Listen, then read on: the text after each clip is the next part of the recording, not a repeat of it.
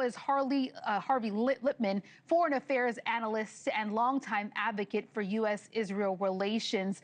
Thank you for being here today, especially as we're kind of on our toes to hear what comes out of this call that President Trump is likely holding right now with regional leaders on the situation with Iran.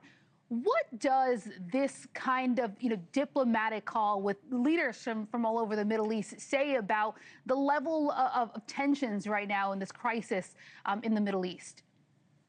Well, it suggests that they're probably close to a big decision, whether it's actually a deal or perhaps extended military involvement. It's either one or the other. The problem with the deal, though, is that a lot of people are not really understanding the two issues that the president has with Iran. One is no nuclear weapons. That should get bipartisan support. Why would anyone want Iran to have a nuclear weapon? If nothing else, then 5 Arab nations have said that if Iran gets a nuclear weapon, they will get one also. And in that part of the world, someone's going to probably end up using one. So that can't be good for anybody. I mean, that just has to be an American mission. And then in terms of the Strait of Hormuz, that just speaks to freedom of navigation. That's been the history of America. We've gone to war twice over that, the War of 1812 and World War I, because the Germans had unrestricted submarine warfare. On top of which, if you don't open up the Strait of Hormuz, it could lead to a worldwide recession because oil prices are going to go up significantly, and it's going to create such a bottleneck that economies are going to begin to crack. So President Trump has two issues that should get the support of all Americans. I'm a political analyst. I go where the facts are, and this is just good for the United States. I hope he accomplishes it, but I'm very worried and very skeptical that Iran will actually agree to a deal like this. Speaking to that point, what potential timelines are we looking at? Because I think, obviously a lot of Americans don't want Iran to have a nuclear weapon, but when you're looking at the pain at the pump and how that's spreading into the broader economic picture, it becomes a hard thing for many Americans not only to swallow, but just to literally deal with on a day-to-day basis. No doubt. But what's better? Safety of our children and grandchildren. Yeah. Iran is building a nuclear weapon, and they've said for 47 years they want to destroy America. It's arrogance to think we know better what our adversaries mean than their own words. They're building ICBMs that have the ability to reach the United States for the sole purpose of carrying a nuclear warhead.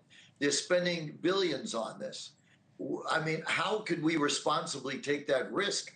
So in life, you sometimes have to take short-term pain for a broader, bigger goal, especially when you're dealing with safety. Yeah, I guess like most hardships, you always want to speed through the pain. And I think a lot of American households are kind of at that point now. But ultimately, we want the best outcome out of the situation with Iran. Let me pivot to Secretary Rubio. He is in India. He's called India a cornerstone of U.S. strategy in the Indo-Pacific, saying this exactly. Take a listen. India is at the cornerstone of how the United States approaches the Indo-Pacific, and not just through the Quad, but bilaterally. You see that in the $20 billion of Indian companies invested in the United States, the world's oldest democracy in the United States, and the world's largest democracy here in India are natural partners now and in the future. Harley, how important is India to the administration's long-term strategy, especially as we see tensions growing with, major nations like China, Iran, and Russia? India is essential for U.S. strategy under any administration. It's an emerging, growing, powerful nation. It's already one of the largest economies in the world, one of the largest militaries in the world. We're very aligned on cultural, economic, political, and military areas. They're a big counterweight to China in particular. So developing a strong relationship with India is very important. And I'm gratified to see the United States is making it a priority. You mentioned this a moment ago, and I think it can't be underscored enough.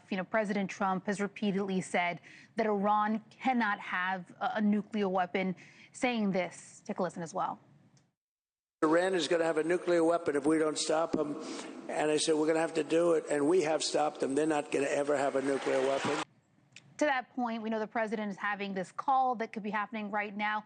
Secretary Rubio has said that the U.S. is, may have something to say later today, maybe even tomorrow on Iran, while repeating that the administration is not going to accept nuclear enrichment.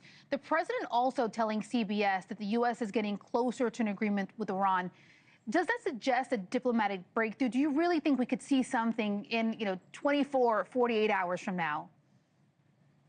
Very possibly, but I'm very worried about that. Yeah. To your point earlier, that a lot of people have a hard time managing through the pain. We're all eager for resolution. We're tired of the war. I get it. But the problem is it has to have three components for this to be meaningful, or we're going to face a far bigger danger in the not too distant future. So it has to be A, the complete dismantlement of their nuclear program.